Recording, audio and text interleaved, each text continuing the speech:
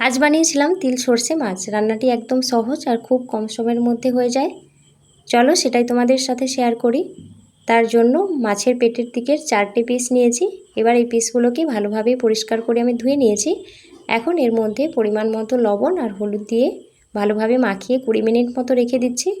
তাতে মাছগুলো খুব সুন্দরভাবে ভাজা হয়ে যাবে। কড়াই বসিয়ে দিয়েছি। কড়াইতে কিছুটা পরিমাণ তেল দিয়ে এর মধ্যে মাছগুলো ভাজতে দিয়েছি। মাছগুলো খুব বেশি ভাজবো না, হালকা হালকা করে ভেজে তুলে রেখে দেব। এর মধ্যে আমি দিলাম কিছুটা পরিমাণ তিল আর কিছুটা পরিমাণ সাদা সর্ষে দিয়ে ভালোভাবে একসাথে বেটে নিতে হবে। ভালোভাবে বেশ মিহি করে বাটতে হবে।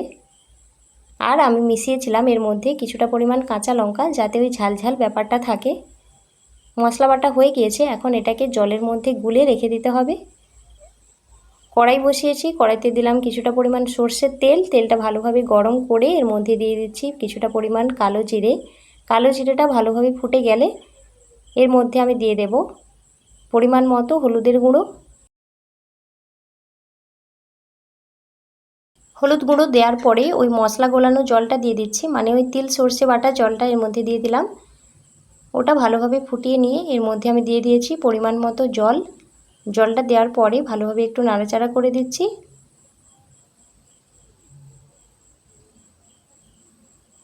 এখন এর মধ্যে আমি দিয়ে দিলাম পরিমাণ মতো লবণ। দেওয়ার পরে ভালোভাবে এটাকে ফোটাতে হবে। তারপর এর মধ্যে ভেজে রাখা মাছগুলো দিয়ে দিচ্ছি। মাছটা দেওয়ার পরে একটু নাড়াচাড়া করে দিচ্ছি।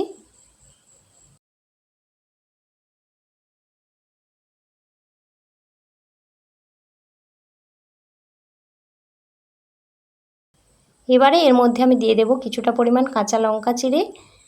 দেওয়ার পরে এটাকে ভালোভাবে ঢেকে দিতে হবে। ঢাকা দিয়ে 10 মিনিট ফুটিয়ে নিলেই কিন্তু রান্নাটি একদম তৈরি হয়ে যাবে। ব্যাস, আমার রান্নাটি হয়ে গিয়েছে। এখন এটাকে আমি ঢেলে রেখে দেব।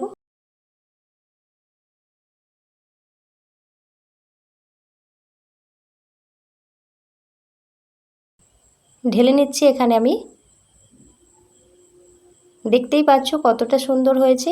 আর একদম কম সময়ের মধ্যে কিন্তু রান্নাটি হয়ে গিয়েছে। আর এই রান্নাটা গরম গরম ভাতের সঙ্গে খেতে কিন্তু দারুণ লাগে।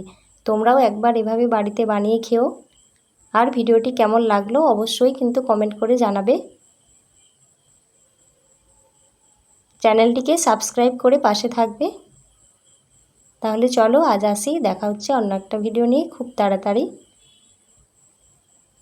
ততক্ষণের জন্য সবাই খুব ভালো থেকো, সুস্থ থেকো আর নিজেদের যত্ন নিও।